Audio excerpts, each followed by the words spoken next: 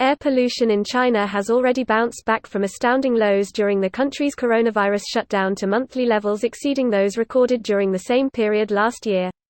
Here's a summary of the article. By Grace Chi. Beijing, air pollution in China has already bounced back from astounding lows during the country's coronavirus shutdown to monthly levels exceeding those recorded during the same period last year, data show. Chinese government figures confirm a spike in April, which the Finland-based Center for Research on Energy and Clean Air warns could herald the beginning of a dirty economic rebound from the crisis in China. While the organization said the return of some pollution was expected, but what's not obvious is whether air pollution will overshoot pre-crisis levels, especially when many economic sectors are still reeling. Such an overshoot would signify a dirty recovery in which the more highly polluting sectors are leading. Air pollution in China's industrial regions was higher in April than it was during the same month last year, the first such year-on-year increase for any month since the virus started prompting widespread closures. China's economic recoveries from previous calamities have been associated with surges in air pollution and CO2 emissions. There are early warning signs that China's recovery from the COVID-19 crisis is reversing air quality gains, with national average PM2.5, NO2, SO2 and ozone levels catching up to and exceeding the levels at the same time last year, Cray said.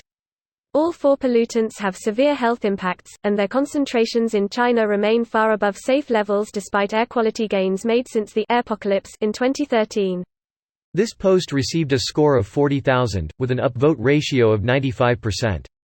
Here are the top comments in response to this article.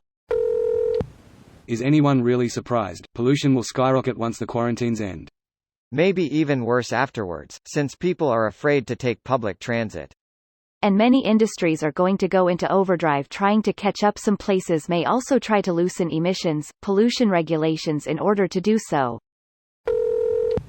Wuhan Traffic Index. If you search for Wuhan then scroll down, you can see a trend of traffic congestion in Wuhan compared to last year. It's nearly back to normal there.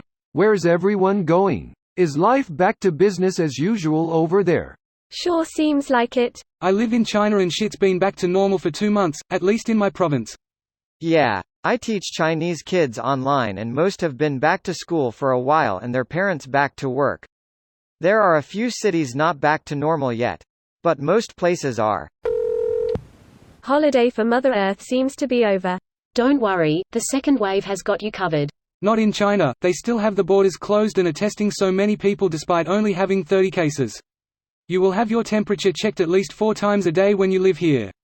Greater than 30 cases and #X200B, yeah sure mate, totally believable figure. Though, we shouldn't do anything because case numbers aren't high, is exactly what got us in this situation today. Maybe, just maybe, that some governments know how exponential growth works.